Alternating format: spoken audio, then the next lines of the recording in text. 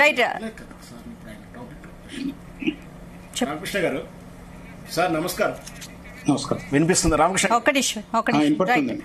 Right sir. Rakesh Reddy గారు అడిగానా? రాకేష్ రెడ్డి గారు మీరు చెప్పండి, హైడ్రా గురించి మీరు ఏం చెప్పదలుచుకున్నారు? ఇప్పుడు కొందరు ఇదంతా పొలిటికల్ గేమ్ అంటున్నారు, ప్రతిపక్షాలే టార్గెట్ గా హైడ్రా పని చేస్తుందనే విమర్శలు కూడా వస్తున్నాయి. బీజేపీ ఏమనుకుంటోంది? రాకేష్ రెడ్డి గారు ఇప్పుడు రామకృష్ణ సార్ చెప్పింది చాలా, అంటే ఈరోజు మాలాంటి నూతన శాసనసభ్యులకు కావచ్చు, లేకపోతే ఎవరైనా తలకాయల మెదడున్న ప్రజాప్రతినిధులకు కావచ్చు, మంచి జ్ఞానోదయం కావాలి.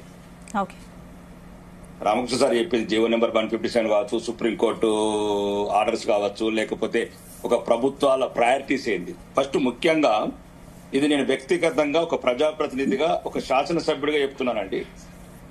ఈ తోడు దొంగలు చేసిన పనులు ఇవన్నీ, రాజకీయ నాయకులు, అధికారులు. ఈ దొంగలు సరిగ్గుంటే ఇక్కడి వరకు వచ్చేది కాదు. తోడు దొంగలే అంటాను, రాజకీయ నాయకులు, అధికారులు. ఎవరికి తెలియకుండా జరిగిందండి ఇది. ముఖ్యంగా ఈరోజు ఇప్పుడు రామకృష్ణ గారు అన్నట్లు ఏం తప్పు ఉందండి? ఇప్పుడు ఒకటే చెప్పాలి, భవిష్యత్ తరాలకు మట్టి పిల్లలు ఇద్దామా, సిమెంట్ బిల్లలు ఇద్దామా, లేకపోతే బంగారు భవిష్యత్తు ఇద్దామా? విమర్శించే వాళ్ళు దయచేసి ఇప్పుడు నేను రాజకీయాల తర్వాత వెళ్తాను, ప్రత్యక్షంగా నేను తర్వాత మాట్లాడతాను. ఫస్ట్ ఫ్యూచర్ లో భవిష్యత్ తరాలకు చెరువులు ఉండాలా లేదా, తాగునీరు ఉండాలా లేదా, అది ఫస్ట్ వాళ్ళు చెప్పాలి. భవిష్యత్ తరాలకు బంగారం బిస్కెట్లు తినిపిస్తారా, లేదు ఈ 30 అంతస్తుల మెడల సిమెంట్ సిమెంట్ బిల్లలు తినిపిస్తారా?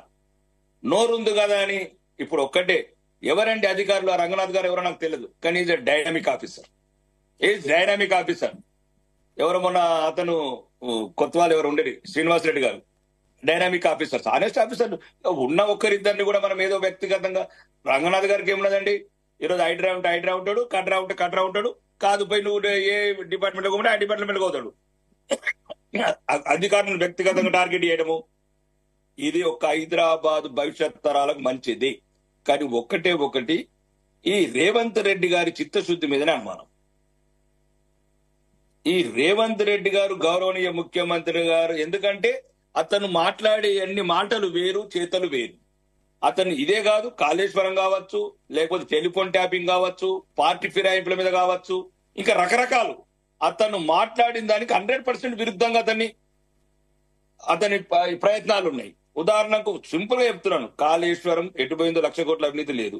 లేదు ఆ బిల్డింగ్ మీద తుపాకీ, ఏదో ఇట్లా పార్టీ ఫిరాయింపుల మీద, ఆ ఇంటి మీద తుపాకీ కాలిస్తే ఈ ఇంటి మీద కావాలని తుపాకీ పట్టి పేల్చేస్తున్నాడు.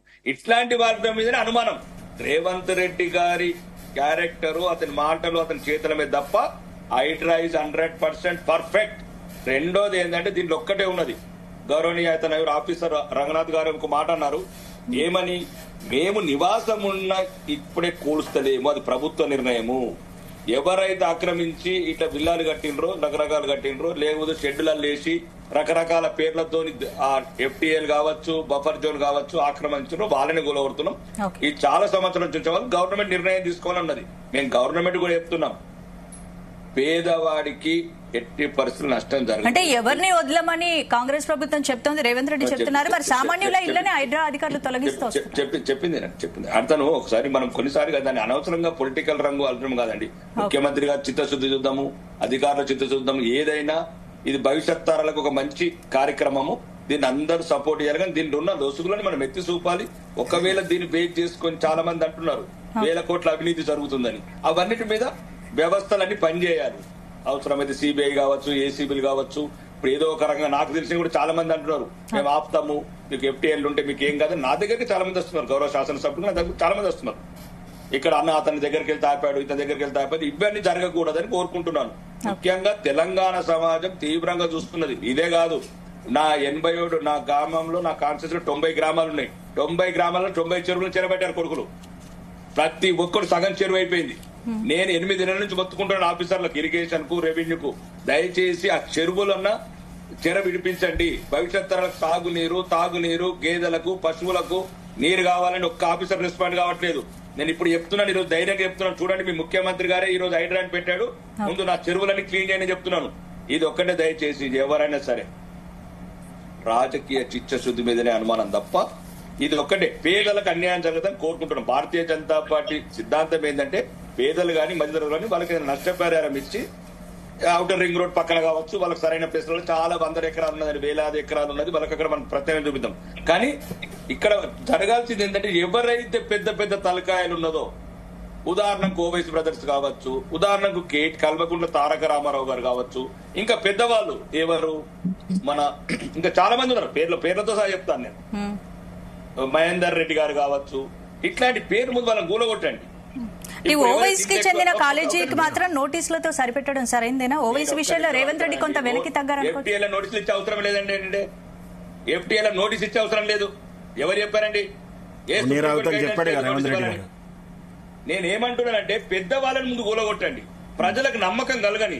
ఇది చట్టం అనేది ఎప్పుడు లేని వాడి మీదనే ప్రతాపం చూపుతుందని ఒక పేదలకు ఒక దురభిప్రాయం ఉంది, పేదలకు కానీ మధ్యతరగతి వాళ్ళకి కానీ. కానీ ఫస్ట్ నేనేమంటున్నాను, ఫస్ట్ ఆ పెద్దవాళ్ళ నుంచి మొదలు పెడదాము. ఎక్కడైతే ఫాతిమా కాలేజ్ ఉందో, ఎక్కడైతే జనవాడలు ఉందో, ఎఫ్టీఎల్ నాకు తెలిసి ఇక్కడ 100 ఉన్నాయి. ఇక్కడ నాకు తెలిసిన పక్కన ఇంటి పక్కన 1 కిలోమీటర్ పోతే మొత్తం సముద్రం అంచుకొని అద్దాల మీదకి చూస్తున్నారు డబ్బున్నోళ్ళు.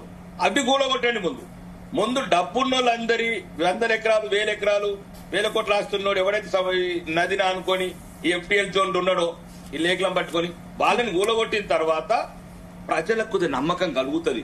ఇది నిజంగానే ఈ చట్టం ఇంప్లిమెంట్ చేస్తున్న ఫస్ట్ టైం రేవంత్ రెడ్డి గారి ఏకాగ్రత మీద, తన చిత్తశుద్ధి మీద నమ్మకం కలుగుతుంది. అప్పుడు పేద ప్రజలకు ఏం చేద్దాం అనుకోకుండా అమాయకంగా ఉన్నారా? ఇప్పుడు నిజంగానే కూడా కాలువలు చూడండి, దరిద్రంగా కాలువల మీద ఏందండి. ఇప్పుడు మా ఆర్మూర్ ఉంది, నిజాం సాగర్ కిరణ్ మీద మొత్తం ఇల్లే. ప్రతి ఒక్కడు అవినీతి పరుడే. రాజకీయ నాయకుడు ఈ రోజంతా రివ్యూ చేశాను ఇరిగేషన్ వాళ్ళని పిలిచి, మేమేం చేయలేం సార్, పోలీస్ ఫోర్స్ కావాలంటున్నాం. మొత్తం కబ్జా చేశారు.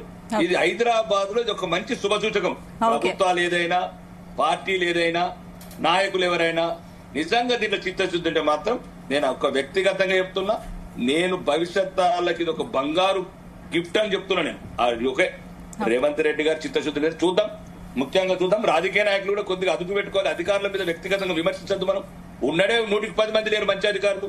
ఆ 10 అధికారులు మనం పని చేయలేకపోతే మనం ఎమ్మెల్యేలం ఎందుకు, మంత్రులం ఎందుకు? ఎంతసేపు మనం దోసుకుందాం, వాళ్ళని దోసుకోమందాం, దాచుకుందాం, టెలిఫోన్ ట్యాపింగ్లు చేద్దాం, రకరకాల ఇరిగేషన్ స్కాములు చేద్దాం, విద్యుత్ ప్రాజెక్టుల స్కాములు చేద్దాం. ఇదేనా రాజకీయ నాయకుల పని? ఏదైనా మంచి పని ఉంటే అన్ని పార్టీలకు అతీతంగా మనం సపోర్ట్ చేద్దాం. రైట్, సునీత గారు చెప్పండి మేడం. రామకృష్ణ గారు నమస్కారం అండి. చాలా